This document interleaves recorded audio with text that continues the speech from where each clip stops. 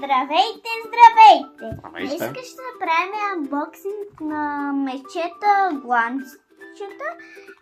Има вече две и то ето тези светло-розовите тъмно-розови. Да, т.е. не се знае какво ви се пада вътре. Да, ето. Казват се The Rare Bears. Ето тези двете има. Да. И още три ми остават, ето тези да ми се паднат. И много съм искала тези. Ти има. Има Светло-розово. светло-розово, синьо, тъмно-розово, лилаво и мистериозното. И сега трябва да си падне мистериозното, нали? Да.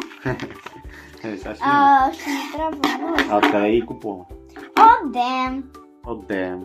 От Кюстендил. А ето ги другите. Так. Имаме розовото и Тъмно-розовото. тъмно-розово. Цикламен. Айде да видим сега какъв ще ни е късмета днес.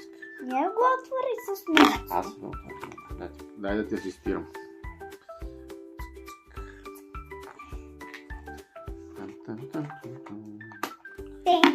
Айде. Това работа. Я да видим какво ще е. Има едни пипчета. Айде, стискаме палци. Так. Да е. Rare Bear.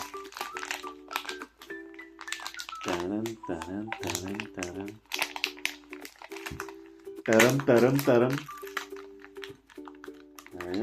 Лилавото. Нищо. Тоест това го имаме, нали? Не. Ето, виждаш ли колко е по-различно? Да бе, верно. Те са с да, различни бе. носове, виж, това е с жълто. Значи се паднат къде няма, браво.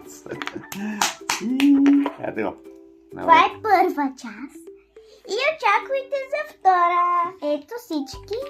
Те хем са гланцове, хем са Чудодържателки. ключодържатели. Ето новото лилавото. Всички са котени. Второто ми тъмно-розовото. И първото ми светло-розовото. От мен чао! Чао!